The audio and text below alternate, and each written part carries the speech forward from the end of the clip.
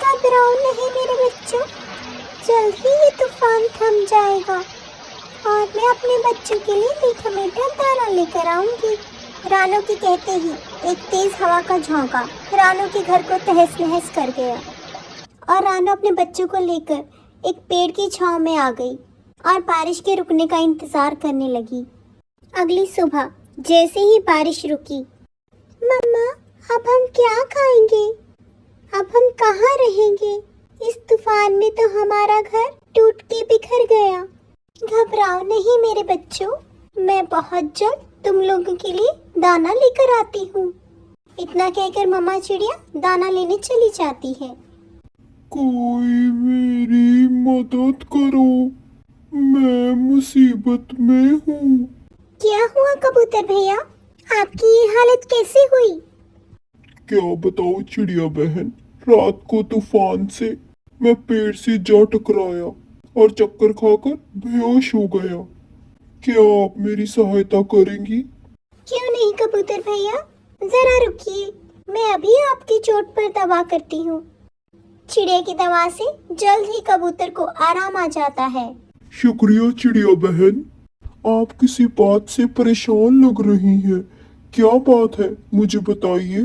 क्या बताऊं कालू भैया, इस तूफान के कारण मेरे पास मेरे रहने का ना ही है ठिकाना, ना ही है खाने को दाना। बस इतनी सी बात चिड़िया बहन, आप घबराइए नहीं, चलिए मेरे साथ।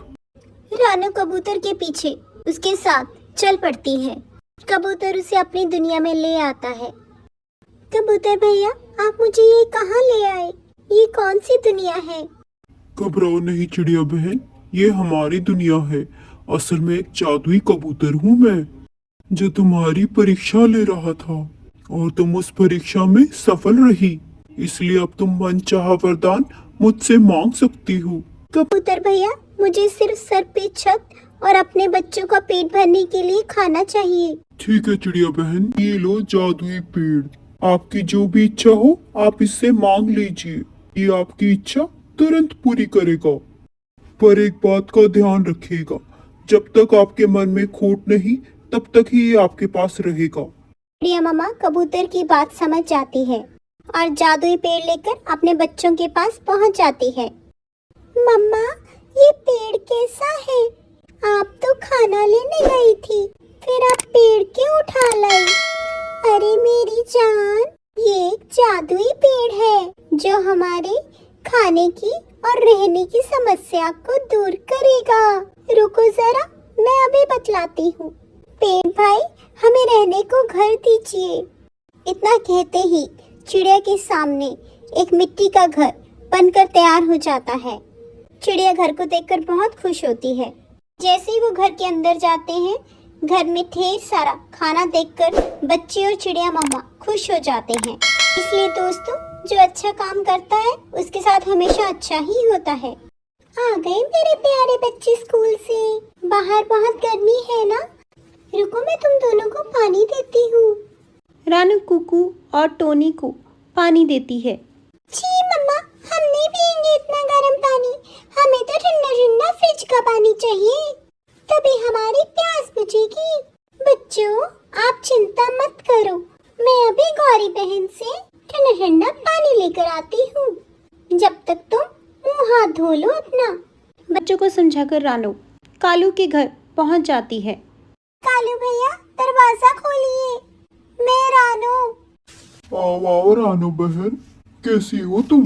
आज कैसे आना हुआ? कालू भैया, मेरे बच्चे अभी स्कूल से आए हैं और उन्हें ठंडा पानी पीना है। क्या आप मुझे ठंडे पानी की बोतल दे देंगे? हाँ हाँ, क्यों नहीं बहन, आप ठंडा पानी ले लीजिए अपने बच्चों के लिए। रानू ठंडा पानी लेकर घर आ जाती है और अपने बच्चों को ठंडा ठंडा पानी पिलाती है।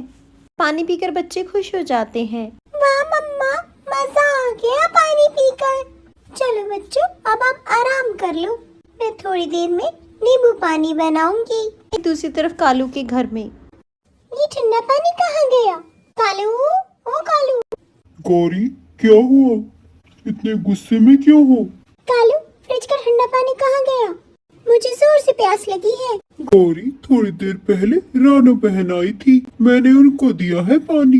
तुमने फ्रिज का पानी सारा रानू को दे दिया?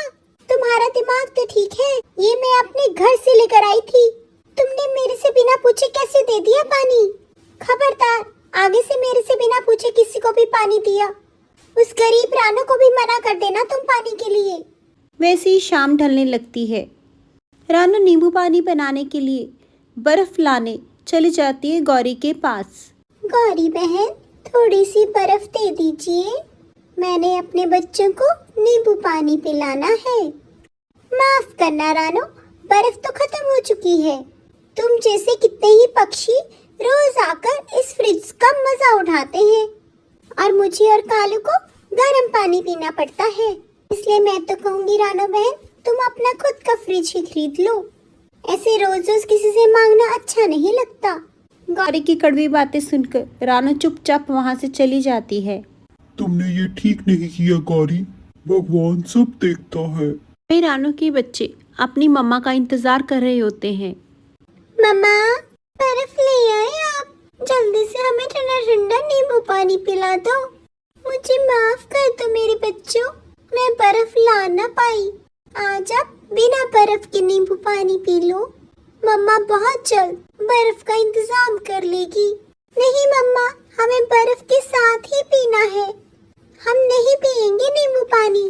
रानू निराश होकर नदी के पास जाकर बैठ जाती है। तभी उसकी नज़र नदी में तैरते मटकी के पास जाती है और उसे बच्चों को ठंडा पानी पिलाने का रास्ता मिल जाता है। रानू मटका लेकर घर पहुंच जाती है। घर आकर वो मटकी को एक बोरी से लपेट देती है और मटके में पानी भरकर रख देती है।